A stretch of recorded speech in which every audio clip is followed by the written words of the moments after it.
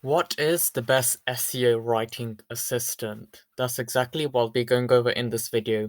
I've tried a different bunch of writing assistants for SEO, and I believe I found the best one yet. So this tool is called Phrase.io, and Phrase.io is a content research and document outlining tool. So it helps you scale your business in terms of content by creating frameworks in an easy manner, and also helps you research that content and optimize it for the search engines.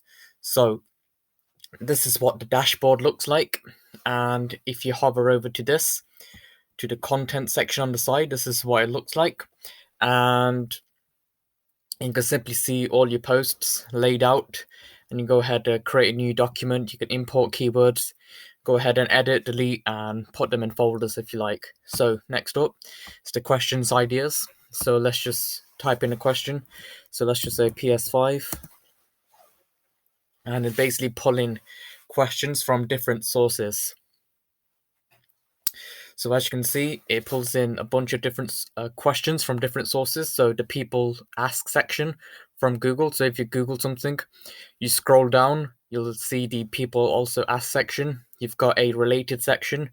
So when you type in something into Google, it shows you related terms, and it's even got autocomplete, but there's no data that shows up here. And it's also got Quora questions and Reddit, but it hasn't shown any Reddit questions. So yeah, you can see what people are asking on Quora. So will a PS5 have a display port to connect to monitors? Can install Windows 10 on PS5? So this will help you create posts and come up with post ideas. So if you go to the Google traffic section, once it loads, my internet is a little slow today. So it'll just pull up data from your site. So I've just put in a site here. It's about video games and anime, so it just comes up with Search Console data and just puts it in an easy to read format and lets you see the impressions, the positions of for a particular query, how many clicks it's getting, the actual quick click through rate, and you can see different actions, so you can track it or you can optimize it, and it actually puts it into different clusters to help you organize it. So that's that section, the Google traffic section. It's very simple, but the way it lays things out just makes things a lot easier. You can understand what you should be doing next. Like in this one, it's telling me to optimize, which I'll go over in just a moment.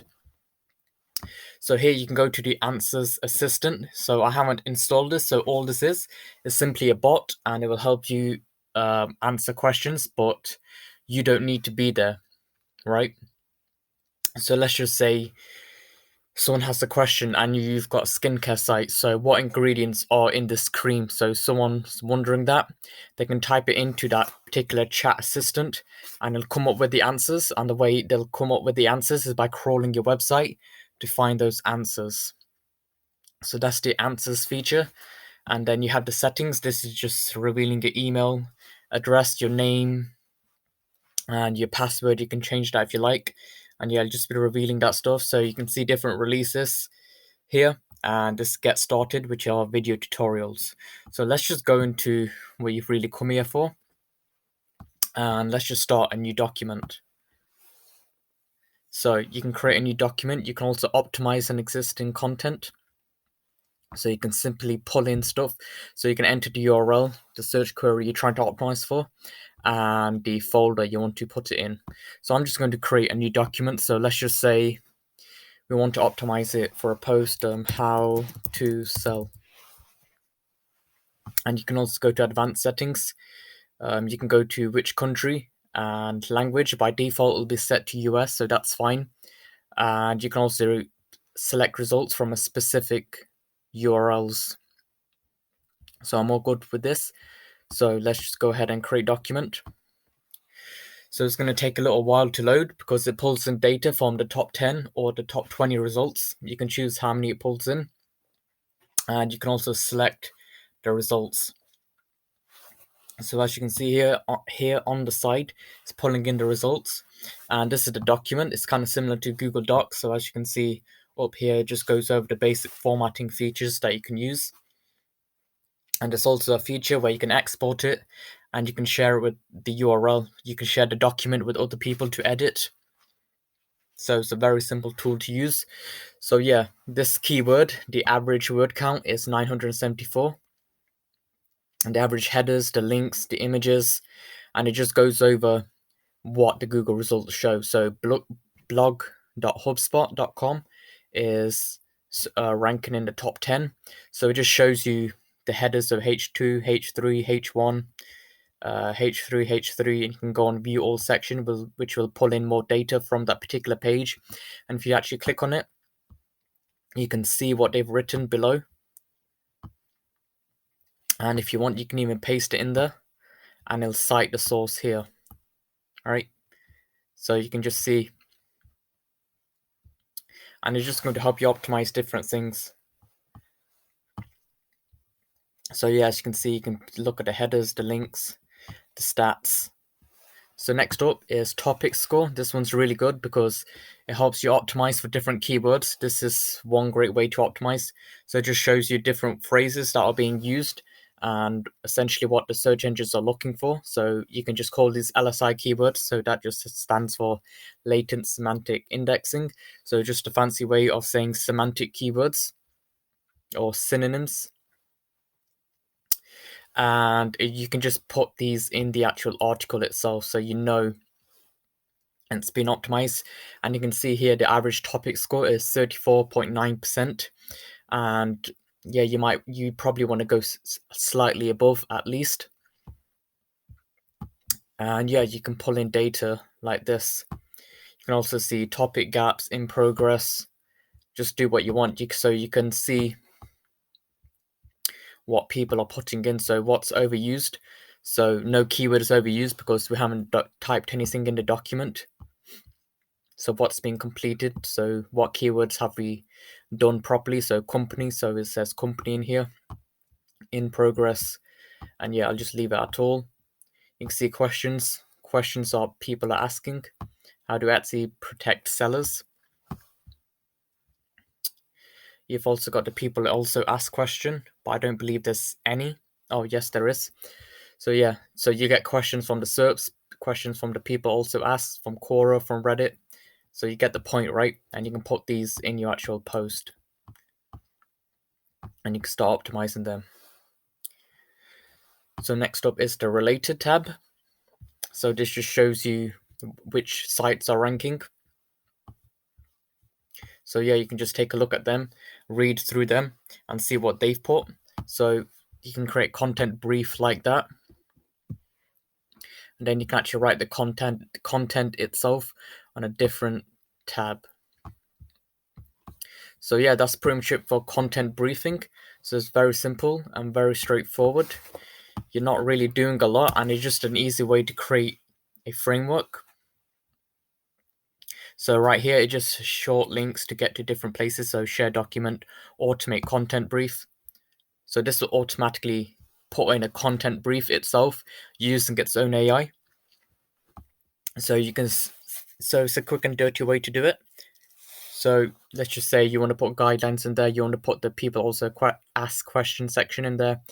You want to put the search results from the SERPs. And this is all information for your writers or even for you. So let's just make a quick content brief using this tool. So you don't have to manually do it yourself, but I'd recommend you do it manually yourself because it's just a lot more personalized. So you can fill these out. So what's the goal? What's the target audience? The deadline, the project owner, the target word count. So you can say, let's just say we want it at 2,000 words. And this is all information for your writers. So what questions are people asking? So you can just say, please have these questions. Please have the above questions. So I don't want to save as a PDF. So please answer the above questions. So you can insert a lot more than that. So as you saw before I inserted this content brief, there were tabs that I could tick. So you could tick all of them and you can bring in more information. So yeah, that's pretty much it on how you create content briefs. So let's just go back. Let's just go to an existing document. So you can paste something in a new document and then it'll pull it up and it'll help you optimize it. So the target keyword is best weight gainer bars on the market, and it's just loading in the top results that rank for this keyword, and it's just showing me how to optimize. So once it loads, so yeah, there's a lot of data it's pulling in. It's giving you the average, it's giving you recommendations. So as you can see, my word count 1,347, the average 1,641. So let's just say I should add another 700 words to reach a 2,000 word count. Images, I haven't got any, so I definitely should be adding in images. And so as you can see, here's an outline, so it'll help you create an outline. So let's just say I'm promoting this BSN crisp bar, so I should be inserting the calorie count, the nutritional breakdown of that calorie bar, and it just helps you know what to write. And you can go over here for topic score, and I've already gone in and optimized this. So I've inserted protein bar, nut butter, peanut butter, grams of protein, weight loss, carbs, goals, meals, weight gain, and it's just showing me what to optimize for. So it's coming up in red because I've inserted it too many times, but I'm not too fussed because it flows naturally in the article and I'm not stuffing it in. So you will have to apply common sense to this tool, you know. So if maybe it says award winning somewhere, well, maybe it's not relevant to put award winning, maybe it doesn't fit in your article, so you shouldn't put that down. Another thing I could put in, so grams of fiber, so I can mention how many grams of fiber, actually mention that keyword within the article to make it more relevant. That's another LSI keyword in, it adds relevancy, and it lets Google know that, hey, I'm about this topic, and actually this topic is ranking on the first page of Google. I'm not going to reveal the site, but you'll probably find it anyways. You can just search up this content. But yeah, so that's it for Phrase.io. It's a solid tool and it's pretty affordable. I believe it's about $40 a month, and I've done a full review and it's basically very similar to this. So this video, you've pretty much know the 80-20 principle to this tool. You know the majority to this tool. It's pretty simple. You'd be using it to do a little bit of content research. Well, I'll say a little bit. I mean, it reveals quite a lot. And you can create these content outlines or these content briefs, if you want to call them that. And it'll help you optimize already existing posts. So maybe you don't know why it's not ranking, or maybe it's on the 5th position and you want to push it further. You could use this tool to help you further optimize. So if you're interested in getting this tool, I'll leave it in the link in the description below.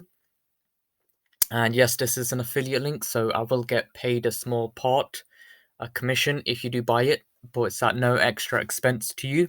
So if you enjoyed this video, consider subscribing, because I'll be coming out with 1 to 2 videos around marketing tools every week. I believe next week I'll be reviewing a particular marketing tool which is going to help you really scale your content marketing business. So that's it for this video. I'll see you in the next one.